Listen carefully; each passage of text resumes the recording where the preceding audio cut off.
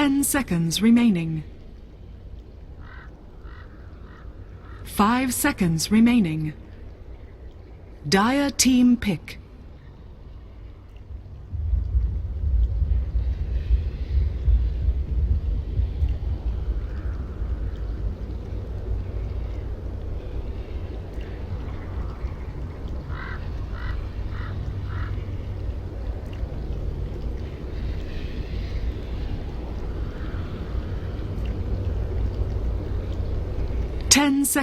To the North American qualifiers for the Summit 4 tournament. This is Lyrical Dota. Unfortunately, we had a couple of issues going on, and I'm going to have to do Game 2 solo cast while Moppax come back for Game 3. So a little bit of funky stuff going on. Really sorry again about that, and any potential frame rate issues that have been coming up as well. Has sort of been continuously occurring through Dota, and nothing actually on the stream. So anyways, don't want to bore you with the technical issues, trying to get it sorted as quickly as possible, but for now we're going to be moving on into Game 2 of Complexity versus Archon.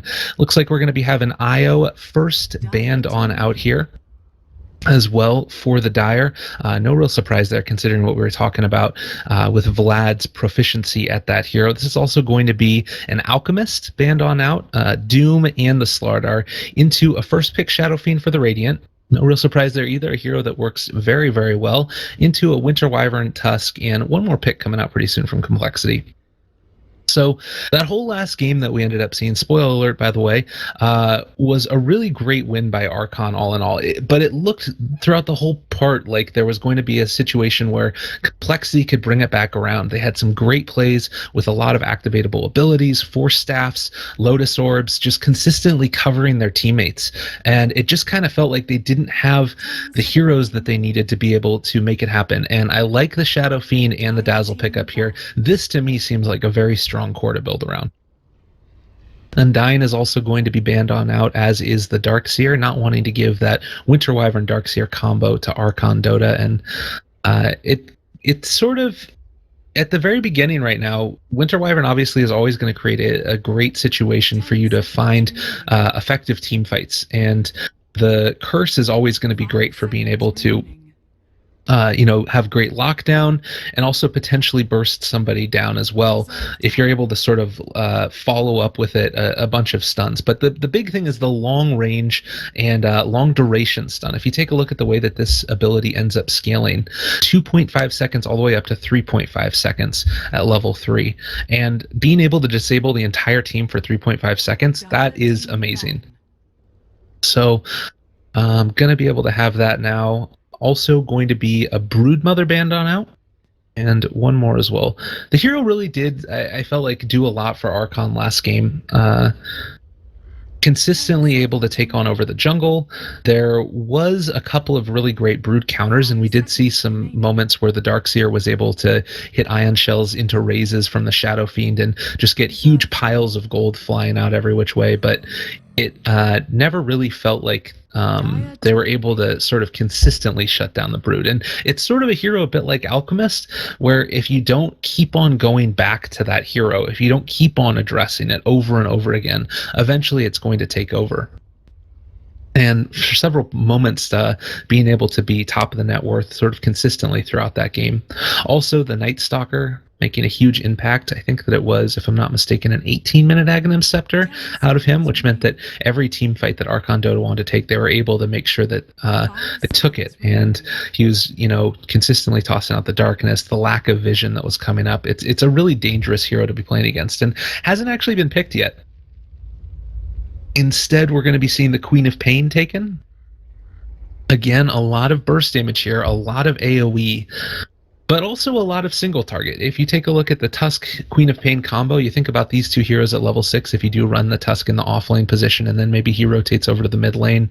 Walrus Punch being able to deal out that massive 350 crit multiplier. And on top of that, you've got your combo of the Snowball as well as the Shards. Sonic Wave just dealing a massive amount of pure damage, 290 at level 1 as well. And all in all, this sort of is a combination that can be devastating. And if you're able to land it on top of one of those key targets, potentially a Shadow Fiend, you're probably going to be able to burst him if Dazzle isn't in position to be able to save a life. So again, setting on up to see what their answer is going to be to this. Again, Night Stalker seems like it could be an interesting answer if you're able to get enough farm on him, but they're going to opt to go for the Lich instead. Another great hero for denying on out EXP, and I've seen him consistently played in a lot of these matches. He keeps heroes off of towers to a certain extent because you're able to lay down the ice armor on top of both yourself, your creeps, your tower. It's just wherever you want to throw it. And I'm curious if this is going to be Vlad's hero here. I feel like he's been playing a bit more on those sort of impactful, trying to make stuff happen heroes. As we saw last time, the Crystal Maiden just making a huge impact in that game. But wouldn't it all be surprised to see him play the Dazzle either? Another hero that can make his presence felt, although much more in the defensive than the offensive. And a Bat Rider. Very, very interesting. So Bat creates a... Bat Rider is always such a cool hero because obviously the skill set, much like Dazzle, much like, you know, the Tusk, they have these really unique skill sets that define the hero. And if this is something that you need, the ability to pull somebody in out of a team fight, or pull somebody into the middle of your team, along with the Winter Wyvern there, it's a really devastating ability. And if you're able to potentially get something like a Winter's Curse on top of several different heroes while a Flaming Lasso is going, you keep the other ones disabled for a little while simultaneously being able to burst down a key target like that Dazzle. So that's the hero that they're going to be going for 9 times out of 10, I believe. And don't know where this is going to go quite yet. Still can go in the mid roll. We've been seeing that more and more often. That wouldn't be terrible, but you could also do it in the off lane, which I feel like hasn't been seen as often recently. Tiny's going to be another hero picked on up. Actually has, I believe, as of a week ago at least, I haven't really checked out his details super much since then. He was at the highest win rate for all of the heroes with over 20 games play at 73%. And I think that has since risen a little bit more. We've consistently found this hero being effective even without the IO. The changes that came about in 6.84, where you added in the Moon Shard there as well, being able to have that 7th item slot, it's really made the viability of this hero significantly increase. And in a solo role, I should say, IO Tiny is always going to be around, but the fact that you now have also another way to increase attack speed while being able to hold on to that Aghanim Scepter and AC and those other, Manta, the big items that you want, it really does make a big difference. So Night Stalker going to be the last band out, as is the Ancient Apparition. Not wanting to face off against that with the Dazzle already on your team. Looks like Archon here. They do have another option for where they want to go, and they go for the Phantom Assassin. So we'll see who ends up taking what, where, when, and why. Obviously, the PA is probably going to be going in that safe lane. You could potentially run it. This could be like a funky aggro tri-lane. Phantom Assassin is a hero that can definitely fight early, but is going to need a BKB at some point this game, particularly with the Tiny there. There's a lot of magical damage that can come out, and it does make me worry a little bit about their propensity to get early BKBs and then not be effective in the later stages of the game, because Craggy Exterior just completely and totally owns face. But time will tell.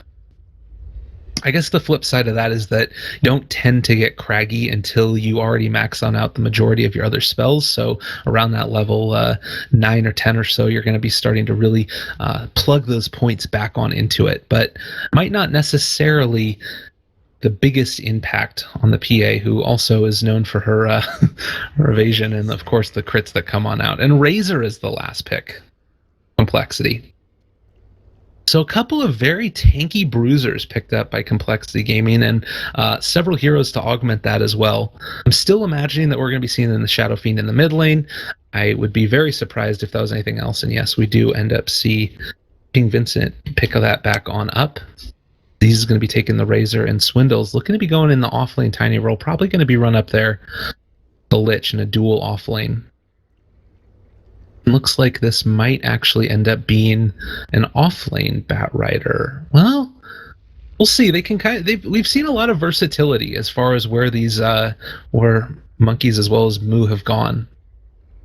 I think that I like the Queen of Pain in the mid roll a little bit more. But again, these guys are, professionals. They know what the hell they're doing. They're going to feel comfortable doing whatever it is that they want to do, and we'll see what that ends up being this time around.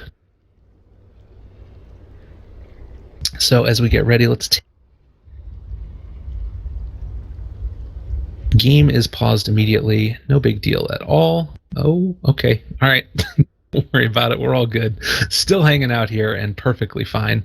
I believe, let's take a look at, well, there hasn't been any items yet. So we'll just do a quick little introduction for the players. Fluff and Stuff is going to be playing that Tusk. We do have Whitebeard on the Winter Wyvern. Moo is going to be playing the Queen of Pain. Jo is going to be playing that Phantom Assassin. We do have Monkeys Forever on the Bat Rider.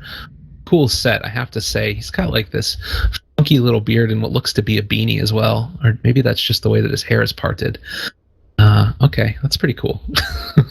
Meanwhile, down in the southwest, we're going to have complexities here. Vlad is going to be playing the Dazzle.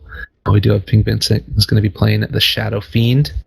He's going to be on that Razor. Z Freak is going to be playing the Lich. And last but not least, Swindles on the Tiny. Very, very cool start. And I think the Tiny Lich combo is something that's somewhat interesting as well. You've got two different ways to be able to deal with the right clicks that are going to be coming out. Like, you're going to have to deal with, for the Phantom Assassin, that's, I think, going to be the biggest problem in this game, is are they really going to be able to make use of this hero? You've got Craggy Exterior you have to deal with. You've got the Ice Armor that's coming out from Z-Freak. I feel like it's almost worth it to really start taking several points in this early. A quick little TP on down to the bottom lane. Fluff and Stuff is going to find his way on out here and make sure that he blocks on off the camp as quickly as possible. And Razor going to move on out as well. He should be perfectly fine in this lane, I think. Both with a Mango as well. Oh, no. I thought the Razor had a Mango for a second, but definitely does not. So mid lane, the dual sort of setup that we've seen somewhat often, I think that since you have these really strong laning heroes in the Razor as well as the Tiny Tiny Lich, I'm just so used to saying that one, I have a feeling that probably Vlad is going to be sitting around in the mid lane significantly more often and just stacking on up for this Shadow Fiend and then eventually sticking around to take those stacks. And so because of that, this pulling ward isn't really going to make as big of a difference as it normally would. The only thing about it is maybe the Razor would have wanted to pull for himself so that way you're sure to be able to take on down or not sort of expose yourself too far forward. As you hear the sound of the horn come, Wendell is still hanging out here. He's going to be able to get the bottom bounty rune, and it looks like they're going to be leaving He's Forever to get the bottom one. Yet again, I was a bit wrong. It is going to be a Tusk Phantom Assassin dual offlane now. We're going to be trying to apply a lot of pressure here to this Razor, and seeing this in the skill build of the Bat Rider, they might actually change up lanes a little bit. It's a little bit more dangerous for this Razor to be facing off against this type of lineup, and Shadow Fiend against Bat Rider, well, not necessarily the best. Like the key thing that you're going to need to be worried about is actually being able to get soloed here by too many stacks of the sticky napalm, because Shadow Fiend, he kind of turns around a lot, being able to sort of, the fact that he moves forward to try and get the raises and then afterward has to end up backing on out if he's a little bit too far out of position, it can be a bit of a problem. I don't think that they end up killing the Razor here. The Dazzle's still sitting around. Here in the top lane, Moo just needs to be careful with his position, and as long as that happens, he should be fine in this lane. He is going to get denied out a good amount of EXP from Z-Freak, but I don't think that it's going to be incredibly important. You're still going to be getting solo EXP as a QoP, and that's pretty great for you. Shadow Fiend against Bat. Monkeys Forever just going to continue to lay on down those stacks. Does already have his bottle up as well by rushing it. So very, very comfortable. Purple and blue bottom lane, Fluff and Stuff, Whitebeard and Jo trying to pressure it if at all possible. They definitely want to be able to wait for level 2 on Tusk, which they have now finished, as well as a level 2 on the Winter Wyvern. Taking a look at the last hit wars across the board. Queen of Pain a little bit behind the PA, actually significantly behind, 10-2 versus the 2-0. Although it's not really completely a fair comparison. Really, the better one is the Razor, who's 8-0. But it does kind of feel like kind of getting a decent amount out of the laning stage already, up to a little 250 gold advantage, and that's just mainly by virtue of these last hits, how those end up working out. Batrider picking on up the bounty rune in the top lane, while Tusk is able to get the DD down bottom. Another rotation on in. Courier ends up bringing on over the bottle. Tusk is hanging out here. The snowball is going to end up going forward. Do they have enough to actually bring him down? There's the Firefly initiation, as well as the Frang break. It pushes him forward, though, and the Shadow Fiend should be fine. Lich ends up rotating in. No way to break that TP. They're going to have to back on out. Queen of Pain, again, just making sure she doesn't end up getting caught by Swindles here in this top lane, and should be able to keep on soaking up EXP, but nothing really else there. I am moving forward. Splinter Blast. It's going to be fine. Continue tossing out that damage there. This has forced the Shadow Fiend off to the side now. He needs to be able to stack this on up. So 2 so far. Oh, is that going to stack up? It looks like that might not. Yeah, they don't end up getting out of there all the way. So a little bit unfortunate. Would have been good to get that one. Tusk now coming on into the area. That we do get the Arctic burn down. Be able to find Z's here. He's just going to be fine. Potentially gone a little bit prematurely, but should be okay. Net worth again, starting to come back into the favor of complexity, EXP a little bit as well. Mainly when you're looking at these graphs this early in the game, it's who's being more efficient, who's able to find the farm that they need to, and it's not really going to be a full tell of the situation because of those stacks. And right now the Shadow Fiend is the only one that's getting them. While Batrider can take them, considering you've got this sort of tri-lane going on down here, I think that he's going to be hard-pressed to find an opportunity to have his support stack for him. Now, the flip side of that is potentially you end up getting into a situation where as you're roaming over for the Tusk, you check this hard camp over here and you're able to find it, and then you signal to your Batrider, hey, come on in, let's take this one, which is another option as well. Here at only level 2. Phantom Assassin, oh my goodness, ended up missing that one up top. That's how quickly that stuff can happen. It's just one moment, you end up extending a little bit too far, and the Queen of Pain ends up getting killed. Like, you take a look right now, she wasn't even able to toss out any of her spells, just trying to make the blink away the last second and wasn't able to find it. 587 HP, and that's what the Avalanche Toss combo will give you. Stealing a little bit more mana, or excuse me, damage down here in this bottom lane. He's just going to be able to last hit pretty effectively against this PA here. Now that he's been able to get a couple of the levels. Now the rotation comes on in from Whitebeard, as well as Fluff and Stuff. Gonna run on into the Shadow Fiend jungle, not necessarily want to have happen. Immediate TP rotation from the Dazzle. They realize that this is going to be, maybe going to be able to actually get this kill if they're not careful. Courier coming over as well. Don't need to turn on out with the Grave. But now Razor is here as well, and this could end up being a really close call. If they're able to take on down Whitebeard, not going to be able to happen. Nice little frame break to keep his buddy alive, and now Monkeys Forever is going to be able to try and steal this stack, at least some of it, but this is very, very bold coming on over here. The Razor's on the other side. He doesn't have a TP either. He's just going to run away from this one, and unfortunately, no real way to contest this is so they do run into the Flame Break. That's a lot of damage being dealt out. Hero levels 6 on the Batrider, so does have that very important Flaming Lasso spell up. Look at that. Good reactions by Moo. That's the danger of going up against Tiny. Like, just you end up getting caught for 1 second by that avalanche, and then immediately afterwards follow up is the toss with the Q coming on out from Z-Freak, Frost Blast, and you're just going to completely get decimated. Looks like it's going to be a triple stack roughly over here in the jungle now with the supports hanging out. Oh, Shadow Fiend taking a lot of damage, and he is going to be able to get Graves back up. Maybe a turnaround here. Moo dropping low as is Fluff and Stuff. I think that he's still able to get the kill. No, Dazzle's going to pick that one up instead. Nicely done. So a 1-for-1 trade, but certainly more into the favor of Archon after that one. You end up losing this Shadow Fiend at the end there, and that's just huge. This is a hero that you need to be able to really accelerate and farm. You want those next couple of items. He also wasn't able to buy out with his treads. So, like, across the board, it's just not going completely how you want it to. So worth noting that the Queen of Pain is going to have to head on back to base now as well. Taking a good amount of harassment up there in that top lane. Still getting the stacks on up. Monkey's Forever doing his duty as a Bat Rider. Wants to be able to get that Blink Dagger and should be able to find it relatively quickly. He can just keep on stacking this on up with this Sticky Napalm. And I think probably with this stack as well as the other one, it should be enough to be able to finish it off. Take a look at fire burning apart creeps. Always nice to happen. All right. Here's the sneak around, the wraparound play.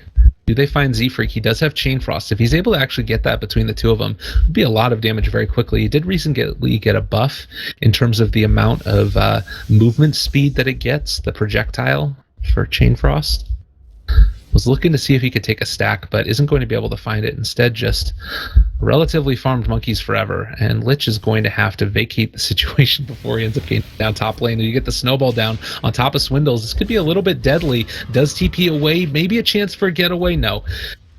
He is going to not be able to get that snowball for the kill, and unfortunate there. Oh, Flaming Lasso is up. He's going to be able to catch out Z-Freak now. Trying to make a little bit of a turnaround is going to be the Shadow Fiend, but that Lich is going to end up falling. Nice little Chain Frost. Going to be able to deal a lot of damage. Dazzle is here as well. One Raise ends up connecting. Do they have a second one? Doesn't quite look like it at this point in time. Winter Wyvern is here as well, and Vlad just might end up giving his life away for this one.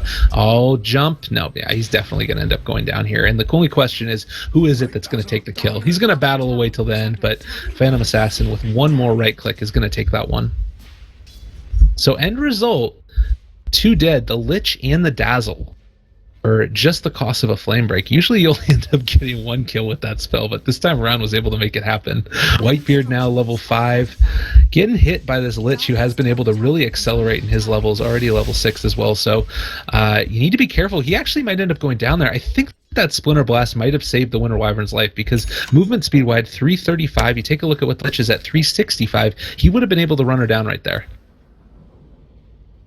And Jio just farming on up a storm. 48 last hits. Let's take a look at net worth. That we're about 9 minutes on into this game. Key components are going to start coming on out. Moo in a little bit of trouble. Do they have enough to be able to catch her? Blink off to the side into the jungle. Nicely done to avoid that one. 3,700 on the Bat Rider. We also have 3,700 up on the PA. Is consistently finding the farm wherever she can across the map. Shadow Fiend, while he has been able to take at least 1 set of stacks, hasn't really accelerated the way that you sometimes do see Shadow Fiends. Alright, Blink Dagger revealed now. They're going to be able to catch Tiny. Swindle's in a little bit of trouble. So much damage being dealt out. He's going to end up going down here. One more time again. Oh my god, actually almost able to turn around there with the Avalanche Toss combo. That's how much this does. Fluff and Stuff going to have to lick his wounds and head back home, but at the end of the day, you've got a Tiny going down there, and again, they're just on cooldown. This Bat Rider is really making his presence felt. 600 gold swing, as well as about 700 EXP. Oh, they do end up running on in to Vlad, though, and this might end up being his demise. Did they? Okay, I thought that was the real Lich for... Did you really get that clip right there with the Flame Break? But no, wasn't able to make it happen. Right, recap. 700 gold swing, 700 EXP. Net worth across the board starting to favor a little bit more into complexity after that last pick off. As well as EXP. And I think that that's mainly because you've been seeing the 5-man coming on out, but the kills, I think, on the core heroes have been really important. Shadow Fiend has been able to sort of catch back up a little bit with that last kill, as well as being able to take on out jungle stacks, but I don't know, I'm a little bit concerned about it. Mainly because you take a look at what this Queen of Pain has been able to get in terms of her levels, and she's going to be very, very impactful now with level 7. Radiant's top tower is under attack. Getting a little bit messy in the bottom lane. Razor trying to build on into drums, I believe, based upon this one. They do end up getting to the deny on the bottom tower as well, but nobody really reacting to the Queen of Pain pushing up top. Radiant structures are fortified. Radiant's top Swindle, Bassi, slowly trying to regen up his mana, and Moo is finally going to be contested down here in this top lane as she has to back on out. Max level and Scream of Pain, 1 point in the Sonic Wave. This is one of the most deadly heroes in the match right now, despite the fact that she is relatively low in net worth. And that's the power that you end up having when you can sort of sack a lane for a Queen of Pain, because she's still going to be able to get her levels and her EXP. I mean, you take a look at it right now, and she is still relatively low, but it's just so much value with what you're able to get out of it. Oh god, if they're able to take down this Razor right now, there's the catch immediately. So much damage coming out, and Sonic Wave soon to follow in just a second, I believe. Maybe they're not actually going to save it. If they're able to save it, that's huge, because now not only are you going to be able to have another lasso up, what is that going to be in? I guess it's 80 seconds, so still a ways away, but it's still so huge, the fact that you didn't have to use the Sonic Wave. Now you can take another fight. Like, there's nothing stopping you from fighting again in a second here. Alright, Swindle's almost getting caught there by the shards. Nice dodge of the avalanche. Fluff and Stuff still did get hit by the stun, I do believe. Chain Frost on Opposite Bubble, a little bit unfortunate bounce there, is going to end up taking on out the Tusk. And it looks like Z-Freak is finally going to fall. Sonic Wave down on top of 2. Shadow Fiend, meanwhile, taking on out the Winter Wyvern off to the side. And it looks like they're going to be continuing to go now after this Phantom Assassin. Nice Flame Break. That ended up hitting on down the Dazzle to the low ground. But with the slows coming out as well, I think that the Blink Away by the EA will be enough. Razor wanting to continue the fight, but 3 heroes in the area. Oh, Batrider is going to drop. Just 1-2 combo right there. Tiny, too much magical damage too quickly. And that hero is going to start to get pretty big. Looks like he might be saving up for a Blink Dagger as well, so just going to start to go ham all across the map. And while you do have the evasion coming out from the PA, you do have the fact that the Queen of Pain can blink away. If you can get the jump and initiate in on top of those heroes with an avalanche cost combo, you're just going to die. It's too much too quickly.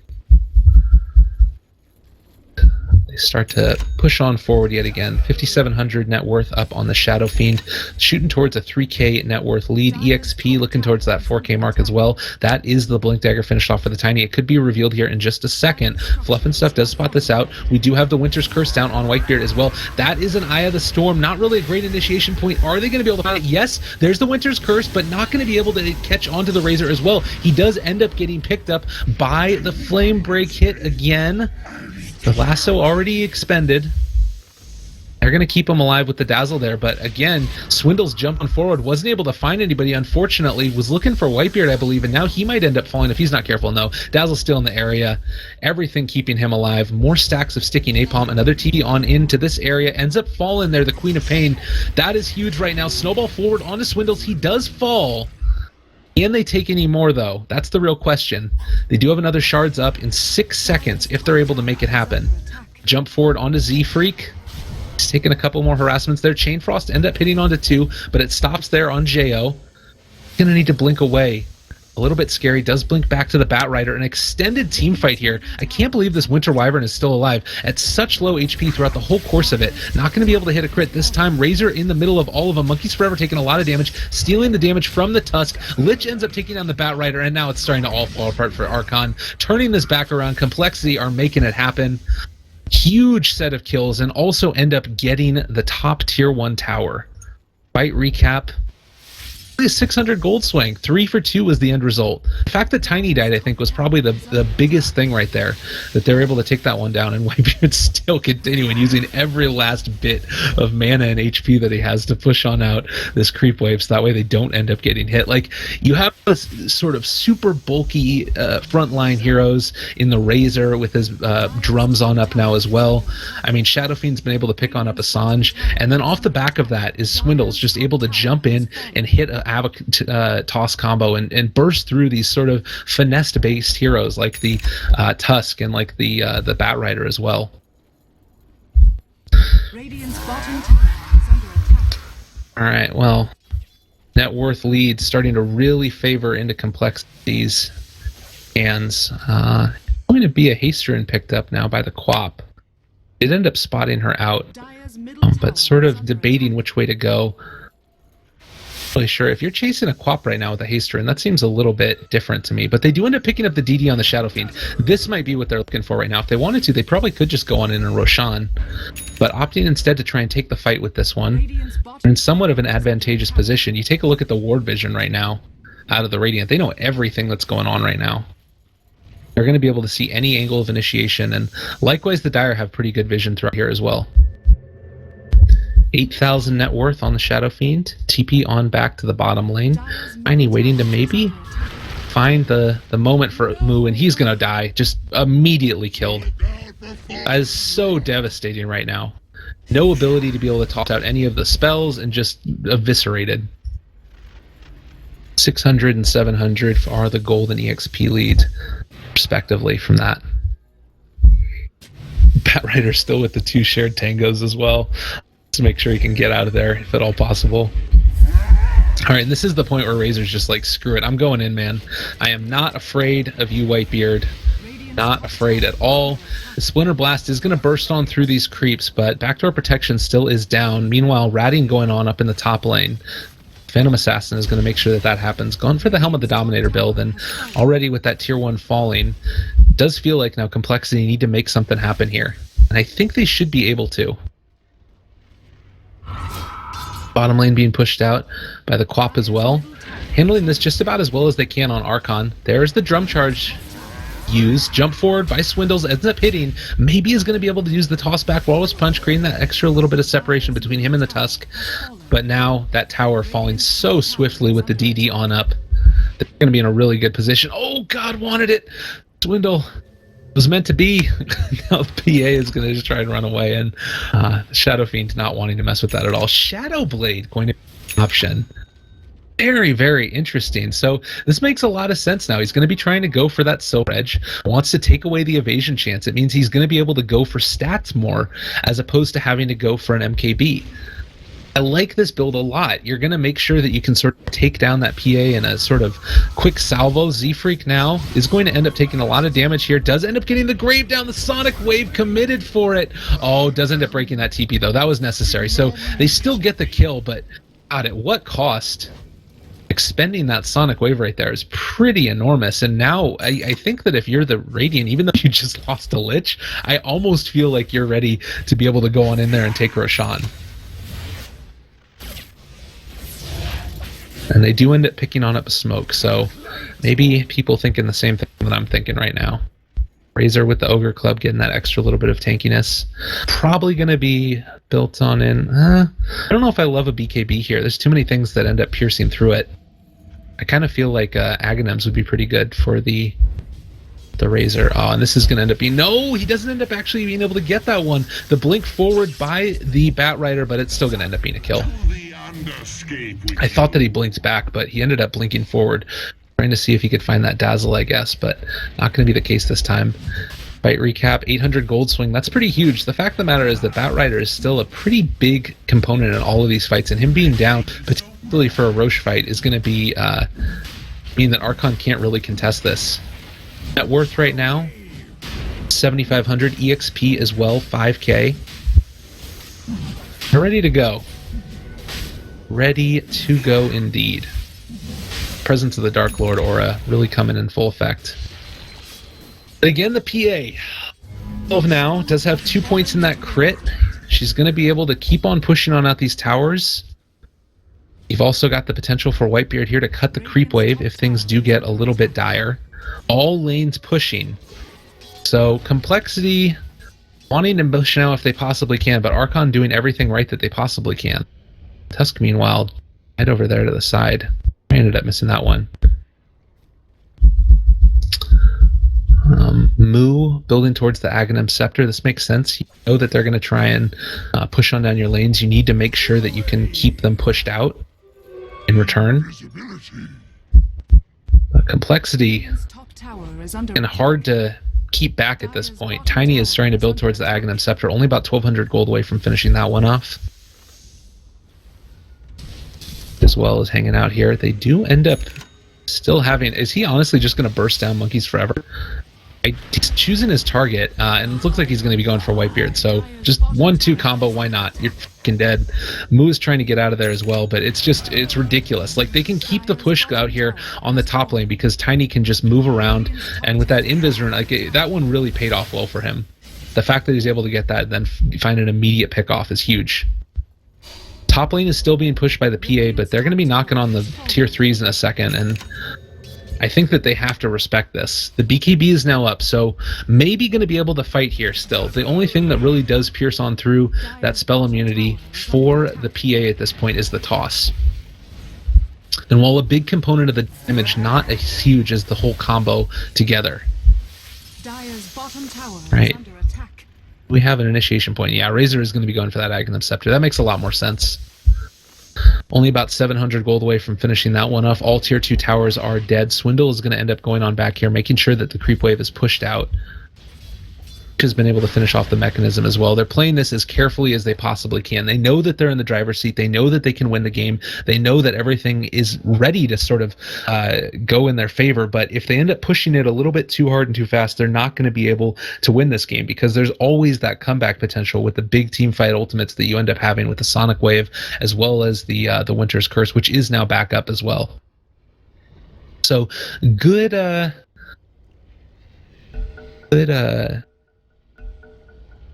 job here by Complexity to make sure they don't overextend.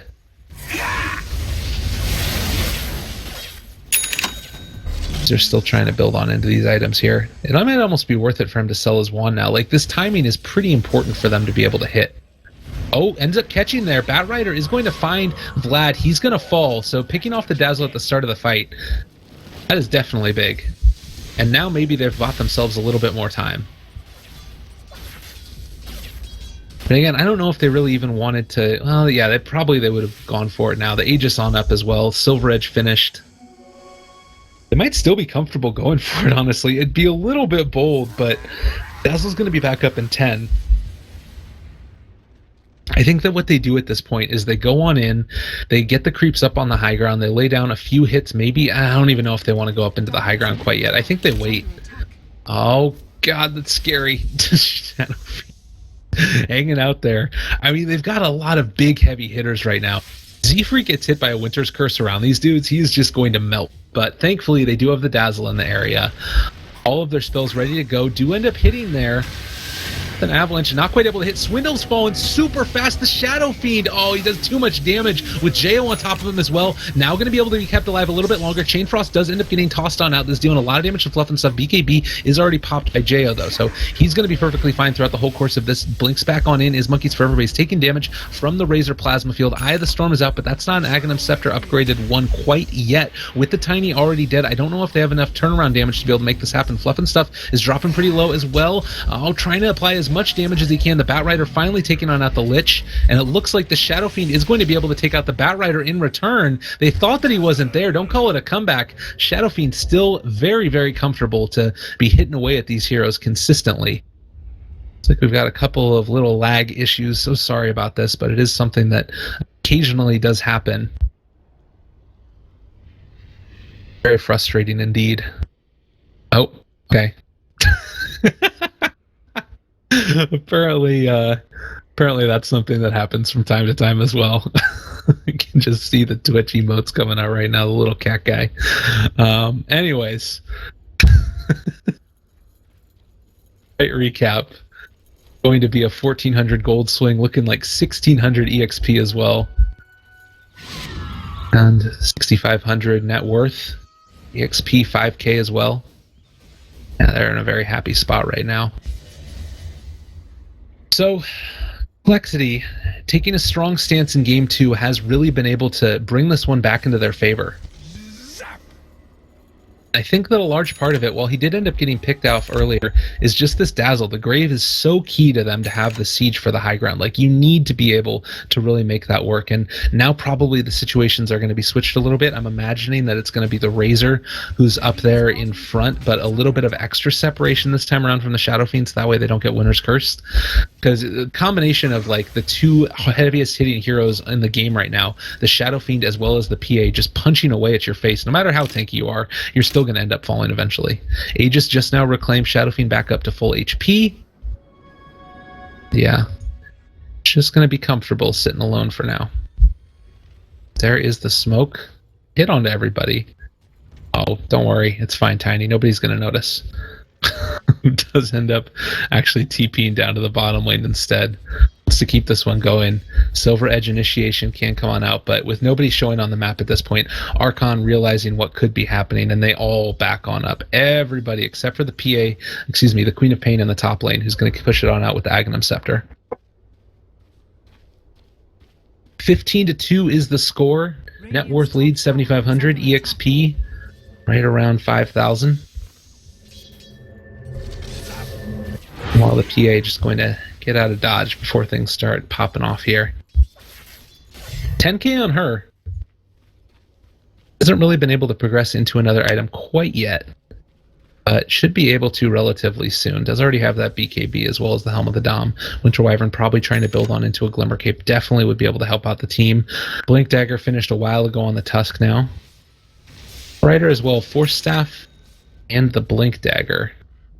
While the Queen of Pain sitting comfortably, just the Aghanim Scepter.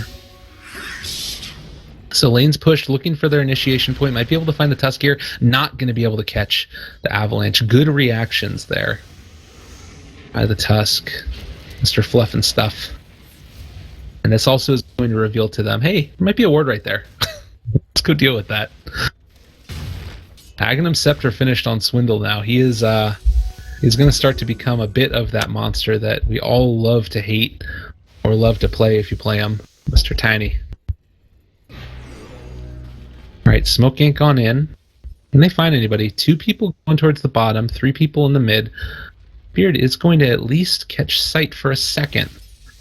The Radiant here. They're all grouped up together. If you can find Z-Freak, oh, not quite going to be able to do it. Wanted to get the initiation. Now Blink's canceled as well. Sonic Wave only ends up hitting onto 1, I believe. Swindles turn it back around, tosses the PA away, and I think that you call this a win at this point in time. You don't need to jump on in again. BKB was committed by the PA. And that's 8-second duration 1. Now maybe you can find your moment to jump on in and take another fight. Obviously, the BKB not only important for being able to dodge away from the stuns, but also take off that Silver Edge. And unfortunately, Roshan quite respawned yet, but maybe with a little bit of help from some RNG here, Kalexi will be able to get a pretty short respawn timer with this map control they've been able to build. And it's pretty good. The ward up here in the high ground, obviously, very, very key to them being able to take that high ground. And it's just going to be a 45-second respawn timer right now, so relatively short. Oh, top lane. Going to be able to do a lot of damage to Moon. Not quite enough to kill. TP away should be enough. Can't keep up with that, but you can outpush the Queen of Pain and at least make her leave your lane. So, always good to have that happen. I mentioned earlier the Aghanim Scepter finished for the Razor as well. He's sending the courier to the secret shop. Might be looking for another item here to tank on up a little bit more. Honestly, one of the ones that's kind of fun to see on from time to time on the Razor is the Octarine Core, although pretty much nobody ever ends up building it. But being able to lifesteal off of the Eye of the Storm with the Aghanims is just really, really delicious. Alright, and another plate mill is going to be picked up now for the Razor. Bottom lane, Fluff and Stuff, still trying to keep it pushed out, but eyes on the prize at this point. Complexity want to be able to, well, actually no, apparently eyes on the Tusk. Can they find him? It's going to be difficult, but I don't, yeah, he's been having good reactions to his Blink Daggers as well. He's going to be fine. And I think that they should know now that Roshan is about to be back up, but at this point, Archon could be aware of it as well. We do end up having the Hellbear Smasher scouted on out. The thing, oh, thought about going for it. Might be able to toss him on back now. Oh, not going to be able to get the kill. With the Glimmer Cape coming out, that's going to make sure that that Bat Rider is perfectly and totally fine. No big deal at all. And Roshan ready to be taken. See it, Complexity, I believe in you. The Medallion now down as well. The Sonic Wave, though, Queen of Pain is going to be threatening this bottom barracks. It's at least going to be able to deal away a little bit of this chip damage here. So I think that that's still completely and totally worth it every day of the week to trade Roshan for just a bit of damage onto your tier 3 towers. And meanwhile, Archon coming to try and contest this one. They're not going to be able to be there in time. Shadow Fiend ends up picking on up the Aegis. Makes a lot of sense because if you think about the way that these end up interacting now, the Eye of the Storm no longer persists through the Aegis, which was a change that ended up happening about a year ago, I think, but still pretty relevant in these type of situations when that spell is going to become so important to your ability to take on down high ground. Shards tossed out now as well. We do have on the Bat Rider still just the Ogre Club. Wanting to save for that buyback. He desperately needs it. Oh, there's the snowball forward. Going to be able to catch onto Vlad at least. Walrus punch down. There's the avalanche. Grave finished off as well. So I think that they're going to be okay with the Grave committed BKB as well. That's another couple of BKB charges that haven't really been able to come to full fruition, and just right clicks down the Bat Rider. Damage coming out from the Shadow Fiend is so absurd right now. Helm of the Dominator, Sanj and Yasha, the Silver Edge as well. Some double Sanj action coming on out. There's the Swindle, Avalanche, Toss, Moon not going to die from that one. But at the very least, they're feeling very comfortable in their situation. Eye of the Storm is committed as well, ready to move on up into that tier 3 tower. And I think that this is the point right now where if you're Razor, you just stay here and let your damage be dealt. Oh, maybe not, though. Bat Rider does end up catching him with the lasso. Nice Grave, keeping alive the Razor a little bit longer. Is going to eventually fall, though, unfortunately. And so with that Razor kill and nobody being dead for Archon, feeling a little bit better right now. 700 gold swing, 1800 EXP. And while Complexity is still continuing to build that lead, a large part of this is just based off the fact that these towers are gone. And have we really seen the items be able to make the biggest impact in these next little ones? Shiva's Guard is also going to be the item picked up for the Razor. Caught on out now on the wrong side of the shards. Don't know if they're going to be able to find this one. Firefly, getting that extra little bit of advantage from the vision. He's 4 staff away. Going to be able to make that one happen. Oh, Interrupt the Requiem is going to keep them alive a little bit longer. Walrus punch down. There's the BKB popped. That's the PA exactly where you want to be. Grave coming on out, though, and it looks like they're going to have to disengage yet again. At the end of this engagement, nobody falling quite yet. The Shadow Fiend, just not afraid, is going to end up popping the Silver Edge on top of the Tusk and needs to run away at this point before he ends up getting taken out. Oh, the uphill misses. Are you kidding me?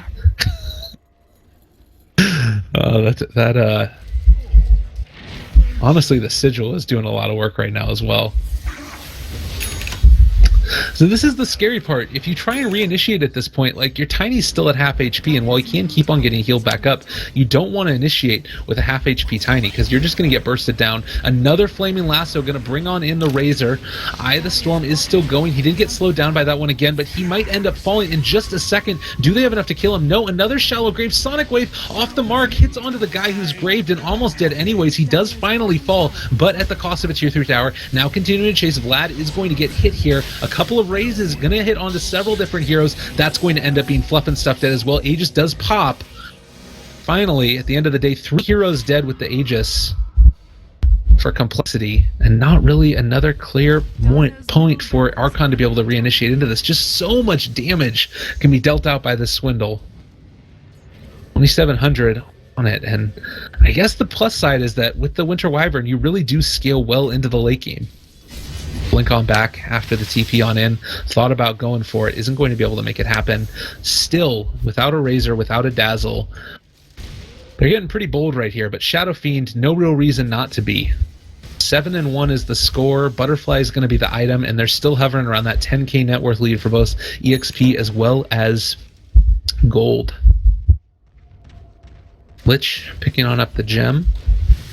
Has been relatively quiet besides the mech, and the Chain Frost, while on point, haven't really been able to be comboed super well with a lot of the other spells that are here. You don't have anything like a Vacuum here from a Darkseer to be able to set that up, or, you know, the Chronosphere from the Faceless. That's sort of the dream little combo there. Again, just Bat Rider doing Bat Rider things, pushing on out lanes, as well as continuing to try and farm on up. Has been sort of stuck at a same level of farm for a long time at this point.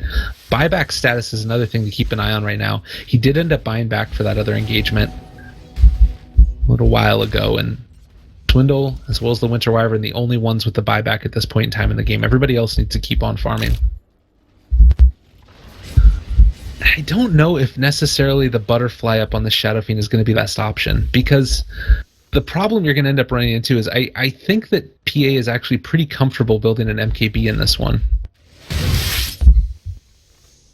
Because if you do end up going the MKB on the PA, obviously the problem that you're going to face is you're going to end up, oh, Snowball, hold that thought, jump forward, Walrus punch down on top of the Shadow Fiend. He does end up going invis. No reveal at this point in time. The gem is only on the Lich. Nobody for Archon has any type of reveal.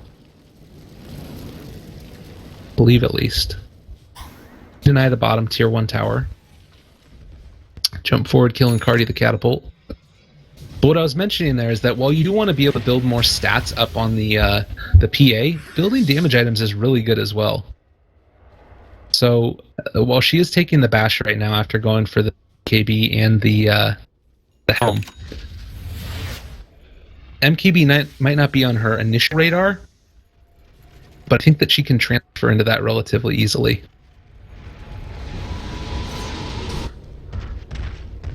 Hell.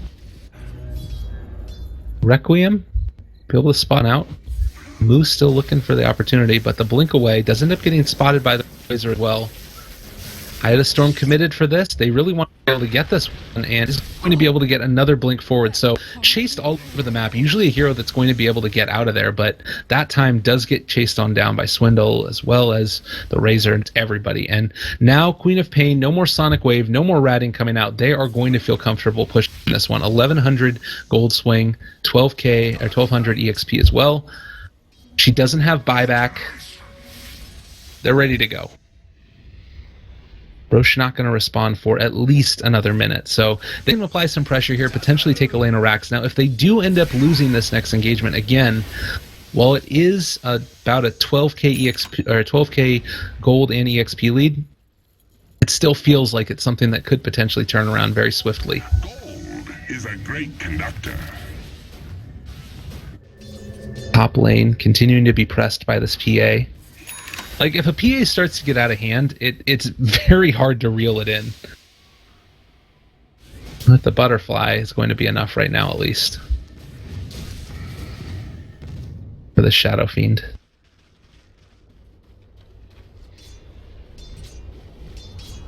Monkey's Forever. Still sitting on that casual Ogre Club. The Winter Wyvern with the Glimmer Cape as well as the Blink. Now pushing on out these lanes yet again. Back and forth we go, 37 minutes into it. Very much a clear favorite in complexity based upon the current position in terms of net worth, but crazier comebacks have happened. 22 seconds before Roche is going to respawn, a very, very short one indeed. And map control wise, you take a look. Radiant have been able to build themselves out a nice little bit of vision, but not a lot by the Roche pit. Likewise, Archon doing decently for it as well. Swindle just going to push on out this top lane. Mr. Fluff and Stuff, always comfortable with the Force as well as the Blink. We saw those used to pretty good effect last time around as well. Making sure that teammates were not taken out. Shiva's Guard is going to be the item as well, so more attack speed problems going to be there for Phantom Assassin, and more you're going to see the need right now KB to be online. And considering it's down to 5 seconds, like, it's tough. This is such a tough matchup right now for her, because as soon as it ends up wearing off, you've still got to get through Craggy and all that other stuff. All right, they know now. Roshan is up. We might be ready to fight this one. They're coming on into the side. They are all smoked up. 4 heroes. They end up getting revealed, though, by the Razor. Shiva's Guard given vision. Looks like Radiant might be willing to take this fight, and Archon need to be careful. They're not going to be able to have the high ground advantage. You know what? They're just going to be going straight for the barracks over here. Archon is out of position. They're not going to be able to get back in time, and actually TPing on in a little bit far forward right now. Fluff and Stuff going to separate them off from the rest of the team, but just like that, look at how fast these barracks are falling. And what are you going to do against this, honestly? Both barracks fall in a matter of seconds. We did see the Shadow Fiend get stunned by the dagger as well. But they do end up spotting the Bat Rider. Just going to walk away from this one. Thought that they might be able to find him. He is going to be able to get out of there. Now the Tani. AC as well as Tree Branch in hand. Like a little crystal on it. They're going to be going on in for Roche now. And I still think that probably right now Archon can contest. If they can win and get a big Winter's Curse, like they need Whitebeard to hit a Winter's Curse of a lifetime. But if that does end up happening, that's where really this is going to start to become really effective for Archon. Also worth noting, they do still have that lasso. Vision-wise, None over here for the Radiant. Dire don't have any of the Radiant either. Outrider working on that BKB now. Does not have buyback. They really want to be able to get this next set of items here. 700 gold away from finishing that one off. Buyback, that is. Moo, as well as the PA, are going to back on out now. While the Winter Wyvern continues to push on out this bottom lane. Buyback up on everybody currently for the Radiant except for the Dazzle. Smoke now also going to be used, but they're underneath the tower, or they're underneath the ward now.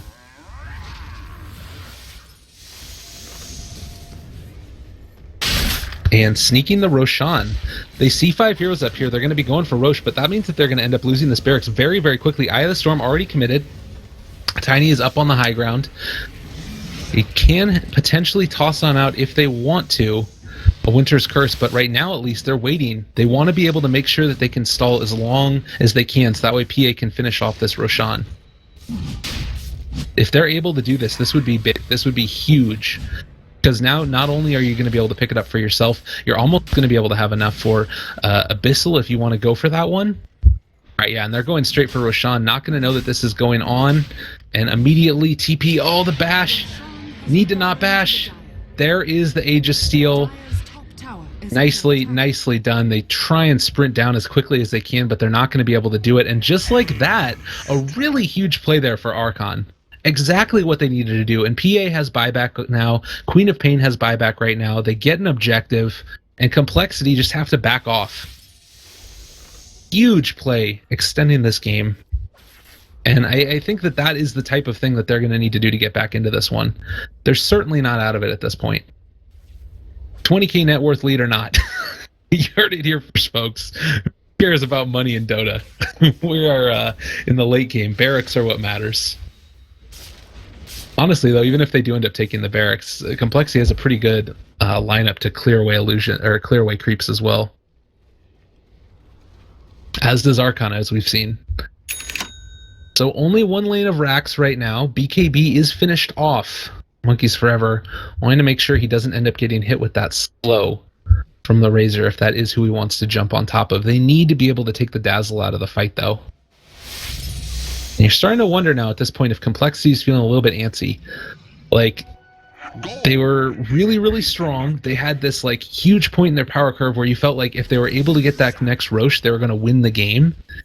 And then immediately Archon come on out with the play to be able to take it out from under their noses. And now all of a sudden you can't really fight super aggressively anymore. Maybe even right now Archon have the potential to find a pick-off and then push for their own set of racks. They would have to go on up through the top lane, which is right now you see Complexity pushing this out. Because if they do ever end up losing an engagement, this is where it's going to have to go through. Octarine Core now finished off for the Queen of Pain as well, lowering down these cooldowns. She's going to be able to toss on out blinks more often, get up in people's faces, yell and scream at them. Satanic now finish for the Shadow Fiend. Take a look, no buyback. No buyback yet again. He does have the 2 lives, but I don't know, this is getting a little bit scary right now. Killing creeps, no big deal. And maybe going to be able to find an initiation up here in the top lane. No TP boots right now for the Shadow Fiend. If they take this fight, he's not going to be there for it. Monkeys Forever might be looking for his initiation point. They do end up spotting them out here. Oh god, this would be great if they're able to find this. Even just Z-Freak at this point would be a huge kill. Do ping it on out. There's the jump forward. Snowball as well. Everything else, he's going to end up going down in just a second. Chain Frost is committed. I think that he is going to fall now. No question about it. Gem on the ground as well. That was a huge pickup. All right, so Complexity, you need to be able to respond to this one. The advantage that you had in the early game is starting to fall apart. Tiny with the DD rune is how you make it happen. This is a monster that you're looking at right now. AC, DD, Blink Dagger, Aghanim Scepter, BKB. Is dealing 600 a pop. He is going to just tear it through this. Look at those creeps fall. Devastating. And I mean, yes, you are looking at the numbers right now. Shadow Fiend is at 24,000 net worth versus the 15,000 of the PA. But crazier things have happened. It's all about the crit. It's all about that evasion. Coming on down now. 5-man gank train. Choo choo. Are they going to be able to get this Razor? I think that the answer might be yet if you continue on the same path. Wards do end up spotting them out. A little bit of luck there. Flaming Lasso comes on down. Going to keep them in space. Sonic Wave goes down as well. And there's the Razor kill that you end up needing. 622 gold. Uh-oh. This might end up being another kill as well. Dazzle falls. 2 now down for nothing. 4 quick pickoffs, as well as a Roche steal. And all of a sudden, Archon are coming back into this game in a very, very big way. Creeps are up at their base, but they're TPing on back. And you're not in position right now to be able to really punish this. Swindles is going to come on up here to the high ground and try and see if he can deal a good amount of damage to this tower. But Whitebeard is just going to debuff him a little bit more. In on out that winter Arctic burn. There is a Winter's Curse expended as well. This tells you that they want to go for you. Oh god, this could be a little bit rough. BKB does end up getting popped. Look at how much damage it's being dealt. Sonic Wave whiffs. Oh, might be able to make something happen here. They do end up spotting on out the Shadow Fiend with the gem on up. Jump forward yet again. They're chasing on after him and gonna be able to not hit with those ice shards though. And Z-Freak is finally gonna be stunned. So falling yet again is gonna be this Lich here. Looking for a little bit more now. Are they gonna be able to do this one? Catch? No, not quite with the ice shards. Oh, they wanted it so bad. Fight recap. They're catching back up right now. Honestly, this is ridiculous. 15 or the 20k net worth lead that was leading there is now down to 15 EXP as well. The one flip side of this, and what Complexity is doing really good, is that they're not taking the fight. Like at this point, if you take this fight with a hero or 2 down, you just lose the game. And I think that they're respecting Archon and the fact that these heroes can still completely and totally turn this game around. So basically, I think that if you know that somebody is going to get picked off, everybody else try to run. Don't save anybody. Just get the heck out of Dodge, and they've been able to do it. So Archon's still fighting their way back into it, but it's not super substantial in the way that they would want. Boots of Travel now finished off for the Batrider as well. With the Aegis finally down, they are in a really good position. We end up seeing a Veil picked up by the Tusk. I'm going to make sure the maximum amount of that burst damage can come on out all at once here. Winter's Curse going to be done in a second. Shadow Fiend's learned his lesson. He gets out of there. Pressure Orb. The recipe for it, at least, for the Winter Wyvern with the brown boots. Talk about poverty while trying to make the most of it at the same time. Yeah, and they're looking for the Shadow Fiend here. They're not going to find him. Daytime comes around. That's all good. So, tiny item progression, not a whole lot. Does still have the AC going. Might be opting for a Moon Shard next. I wouldn't be surprised. I think Manta might probably be better. And they're ready to take this fight now. Pushing on up the top lane. Know that the Aegis is gone. That being said, the Dire should realize this is happening as well, and they are going to TP on back now. All 5 heroes in position. There's the jump forward. Is able to catch onto Z's. BKB popped as well. They're going to be able to tear him apart a little bit there. Getting tossed up into the air is going to be that Winter Wyvern. Now Jo falling a little bit low. Oh god, it was looking good for Archon, but might be too much now at this point in time. Buyback by the PA. They have initiated and used a lot of their spells though. So do they have enough to really turn this back around? That's the question that I have. Starting to feel like not. Just too much damage being dealt out. Like, you want to be able to dream, you want to be able to believe, but when your Shadow Fiend is 26,000 net worth and the PA is 16,000, 10k lead just from one hero, all the 4 stabs, they're pretty good, but to what end? That is going to be a very, very dead Batrider. Tiny is a monstrous piece of rock, and this might end up being just about it here for Archon. Buyback yet at the end by the Queen of Pain. They believe that they can still do it. If they're able to burst through them, there's a chance, but it's starting to feel more and more like this is going to be it. BKB now popped, crits one time onto Swinzels, but as soon as you end up losing this PA here, I think that that's pretty much going to be all she wrote. They do end up catching the Shadow Fiend off to the side here as with the Lich ends up taking out the PA with only a 5-second BKB charge. It's not going to be enough. Shadow Fiend staying alive with the mechanism, as well as the Silver Edge. He doesn't actually end up living throughout all of that. Sonic Wave on top of Tiny. They're killing another one here. Blink away. Moo trying to create that separation. They do have the jump back in again, and Shadow Fiend does have buyback, so it's a long ask for them to actually be able to this is full engagement, but they're giving it everything they got at this point in time. Swindle's still getting chased on down. Is going to end up falling here, I think, maybe one time. No fluffing stuff. He's actually going to survive. Finally, he dies. No buyback there. Oh, he does buyback now. Monkey's forever doing as much work as he can. So much damage being dealt out, and Moo gets out yet again. Triple kill. Buyback on both the Shadow Fiend as well as the Tiny. They want to end this right now. Boots of Travel level 2 picked up by him, and he should be TPing in. Yeah, he's in the middle of all of them. Dazzle buys back into the game as well. They want to end this. They're tired of the shenanigans. It was a 7,000 gold swing at the end of all that, but with the Winter Wyvern dying yet again, this should just about be it. I believe Condolences. Always great to have that happen. Oh man, GG ends up getting called. Thank you all very much for watching. It's an absolute pleasure casting that one for you guys. Complexity versus Archon Game 2. And we'll be right back in just a few minutes. Thank you all again.